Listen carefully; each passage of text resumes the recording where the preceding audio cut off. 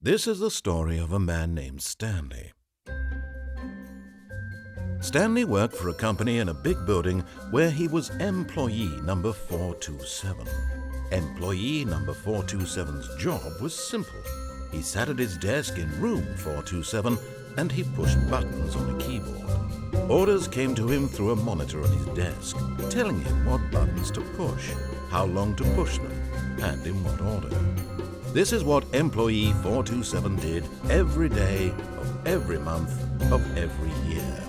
And although others might have considered it soul-rending, Stanley relished every moment that the orders came in, as though he had been made exactly for this job. And Stanley was happy. And then one day, something very peculiar happened. Something that would forever change Stanley. Something he would never quite forget. He had been at his desk for nearly an hour when he realized that not one single order had arrived on the monitor for him to follow. No one had showed up to give him instructions, call a meeting, or even say hi. Never in all his years at the company had this happened, this complete isolation. Something was very clearly wrong. Shocked, frozen solid, Stanley found himself unable to move for the longest time. But as he came to his wits and regained his senses, he got up from his desk and stepped out of his office.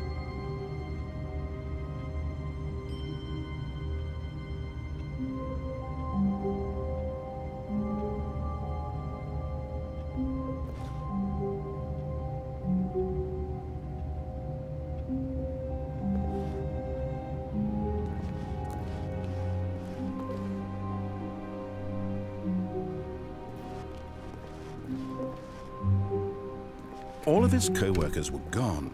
What could it mean? Stanley decided to go to the meeting room. Perhaps he had simply missed a memo.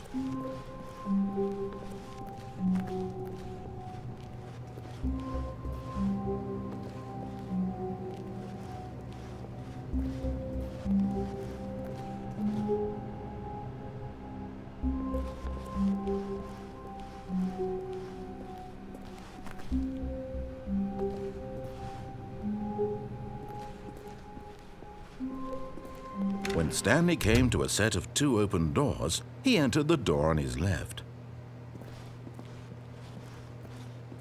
This was not the correct way to the meeting room, and Stanley knew it perfectly well. Perhaps he wanted to stop by the employee lounge first, just to admire it.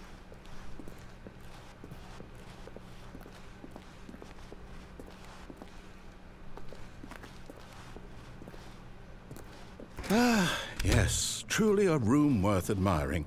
It had really been worth the detour after all, just to spend a few moments here in this immaculate, beautifully constructed room. Stanley simply stood here, drinking it all in.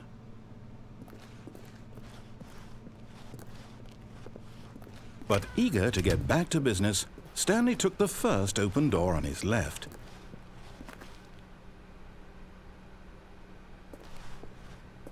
And so he detoured through the maintenance section, walked straight ahead to the opposite door, and got back on track.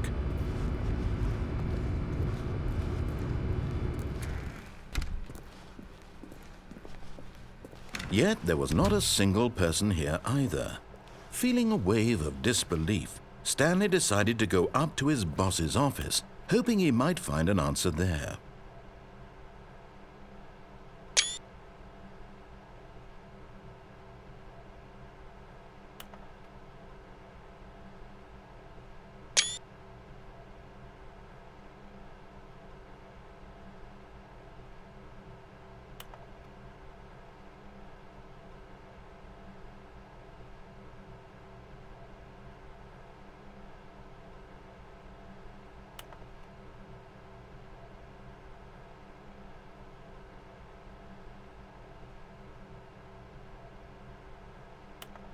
Stanley just stood there at all. He seems to think I have nothing better to do with my time than to sit around and describe every fascinating little detail of his inability to do anything. This is why Stanley and I are on such good terms.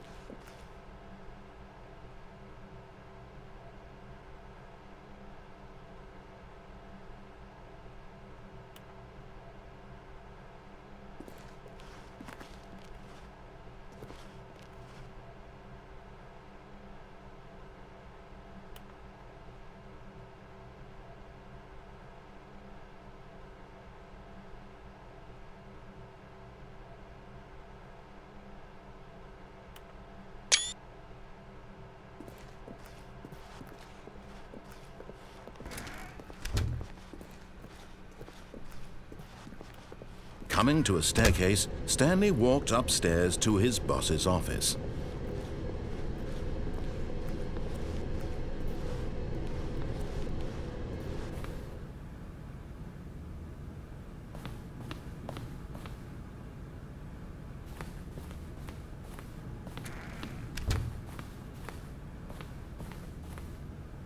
Stepping into his manager's office, Stanley was once again stunned to discover not an indication of any human life. Shocked, unraveled, Stanley wondered in disbelief who orchestrated this. What dark secret was being held from him?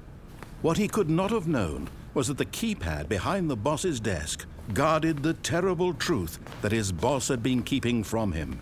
And so the boss had assigned it an extra secret PIN number, 2845. But of course, Stanley couldn't possibly have known this.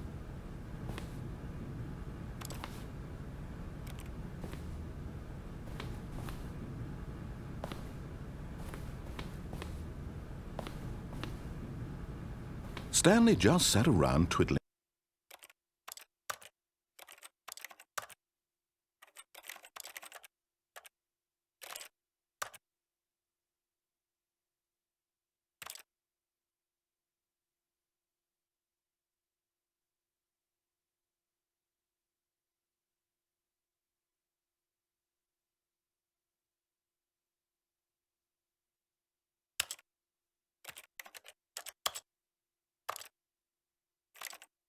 His thumbs. Trying to input anything on the device was useless, since he could never possibly know that the combination was 2845.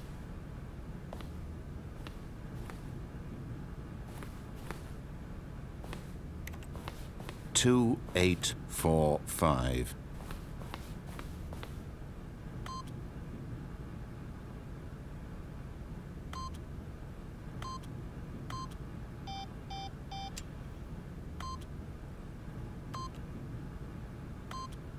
Forgot, but it turns out that the panel's emergency override kicked in, and the door just opened all by itself. And Stanley got the hell along with the story.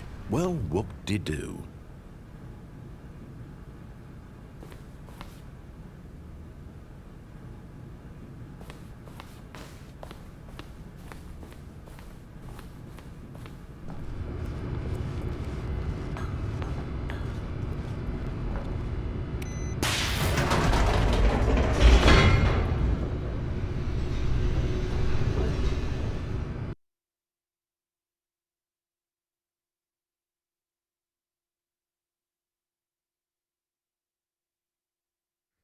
Descending deeper into the building, Stanley realized he felt a bit peculiar.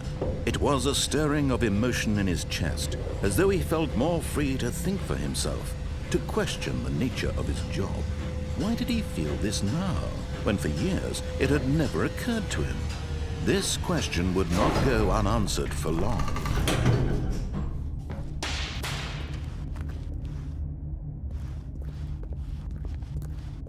Stanley walked straight ahead through the large door that read Mind Control Facility.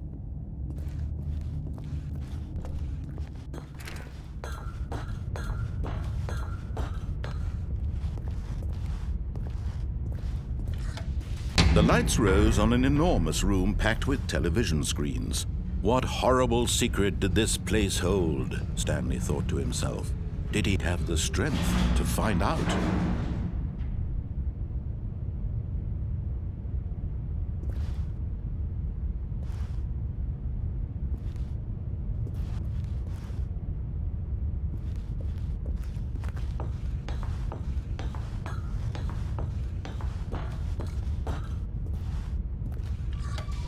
Now the monitors jumped to life, their true nature revealed.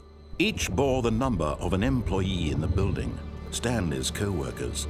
The lives of so many individuals reduced to images on a screen, and Stanley, one of them, eternally monitored in this place where freedom meant nothing.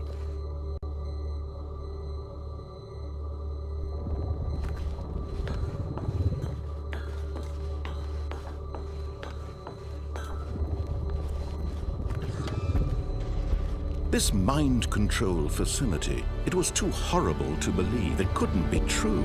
Had Stanley really been under someone's control all this time? Was this the only reason he was happy with his boring job? That his emotions had been manipulated to accept it blindly?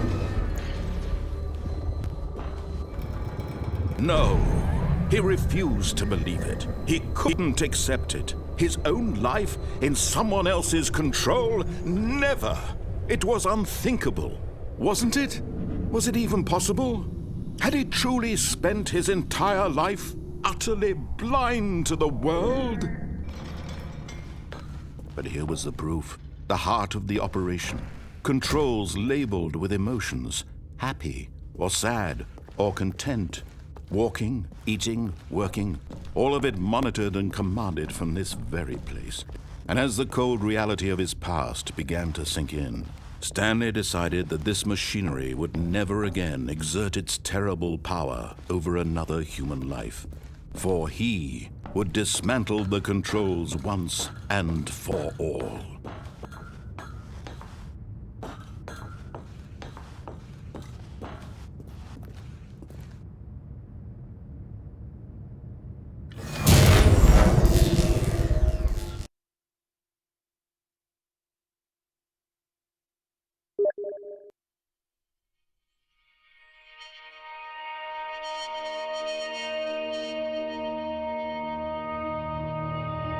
Blackness, and a rising chill of uncertainty. Was it over? Yes! He had won! He had defeated the machine, unshackled himself from someone else's command. Freedom was mere moments away. And yet, even as the immense door slowly opened, Stanley reflected on how many puzzles still lay unsolved. Where had his co-workers gone? How had he been freed from the machine's grasp? What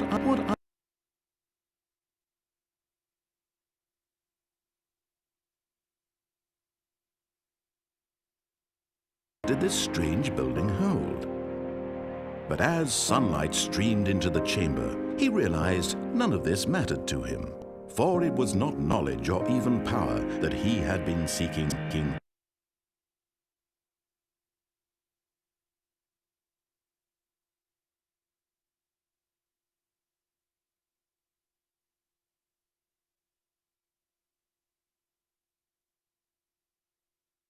But happiness. Perhaps his goal had not been to understand, but to let go.